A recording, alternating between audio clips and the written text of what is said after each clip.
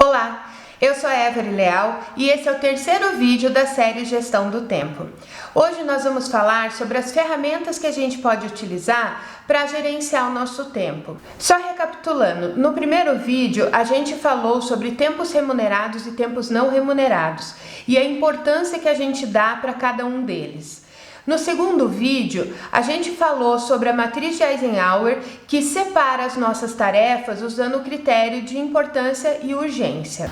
Com todos esses dados em mãos, a gente pode passar então para a terceira fase, que é a fase da gestão em si, que é o ato de você administrar as tarefas que você precisa realizar no tempo que você tem disponível.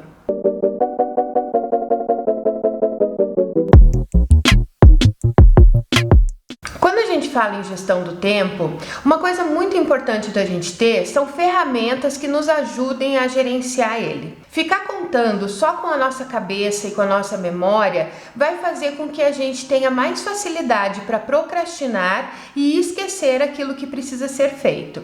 Os dois principais motivos pelo qual as ferramentas nos ajudam muito na gestão do tempo é que, quando você começar a desfocar, você volta lá para sua ferramenta e vê quais são as tarefas que você ainda não realizou e que precisa realizar. E a segunda coisa é que você aumenta o seu nível de influência sobre as suas tarefas e diminui o seu nível de preocupação. Tirar todas as tarefas e compromissos da cabeça é um alívio, faz com que a gente fique com a cabeça livre para cumprir com as tarefas que precisam ser feitas. A administração do nosso tempo, ela conta com duas atitudes básicas. A primeira é anotar e a segunda é agendar.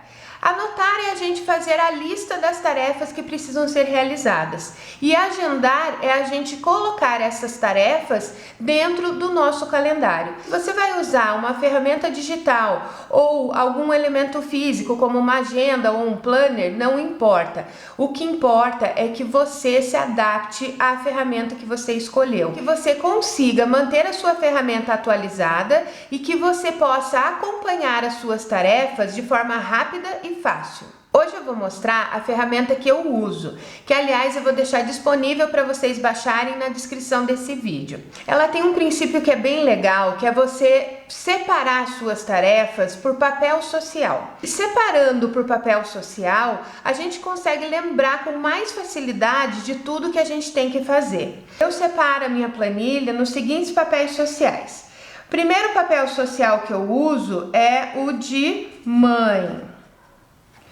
Aqui estão todas as tarefas que eu realizo para os meus filhos e também as tarefas que eu realizo da casa.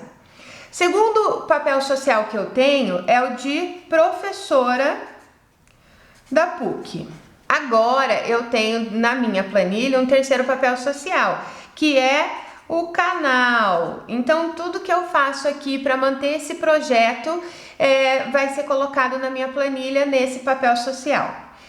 Eu tenho mais um papel social que me toma muito tempo e que eu sempre coloco na minha planilha separado, que é o financeiro. Então, olhando aqui para o meu plano semanal, na semana do dia 3 a 9 de fevereiro, como mãe, eu preciso comprar o uniforme da Luísa. Aqui como mãe também, é o início das aulas do Theo. Então eu vou ter que começar a colocar o meu horário para levar ele para a escola. Como professora da PUC, eu posso colocar aqui que essa semana nós temos a semana de planejamento das aulas. Então eu vou ter alguns compromissos a cumprir para esse planejamento. No canal, eu preciso montar o roteiro, preciso gravar e editar o vídeo da próxima semana e aqui eu tenho também uma atividade que eu preciso fazer que é muito importante, que é lançar o meu Insta. Então eu já tô dando spoiler aqui para vocês dos próximos passos do meu canal.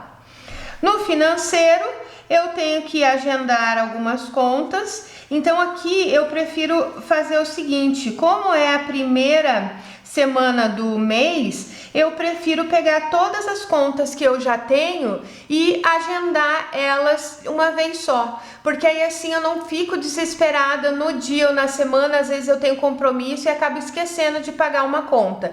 Então eu pego a primeira semana do mês e já agendo todas as contas que estiverem comigo que não estão em débito ainda.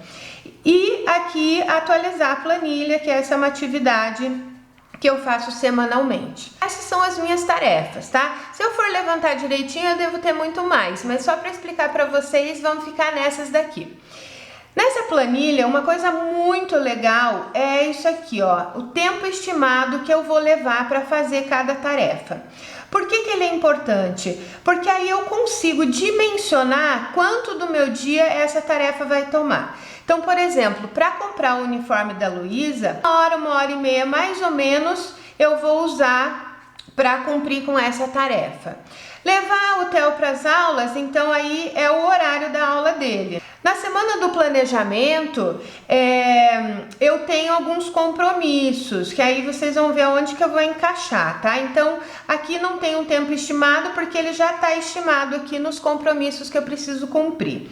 E assim por diante, gente. Com o tempo estimado, eu consigo saber os dias que eu vou ter esse tempo disponível para encaixar essa tarefa na minha semana. Uma outra coisa que a gente vai colocar aqui também são todas as tarefas que têm prazo determinado. Então, por exemplo, se aqui na minha planilha eu tivesse colocado aqui, ó, pagar condomínio, né? Eu não coloquei pagar condomínio porque eu vou agendar todas as contas, mas se eu tivesse colocado pagar condomínio, eu colocaria aqui que o prazo disso é dia 5, que é o dia que o condomínio vence. Então, no dia 5, eu precisaria necessariamente encaixar essa tarefa. Depois que a gente termina de fazer o levantamento das tarefas por papel social, a gente tem condições de começar a agendar as nossas tarefas. E aí a gente passa para o calendário. Então, olhando aqui o outro lado da planilha que eu estou disponibilizando para vocês, nós temos aqui uma agenda resumida, né?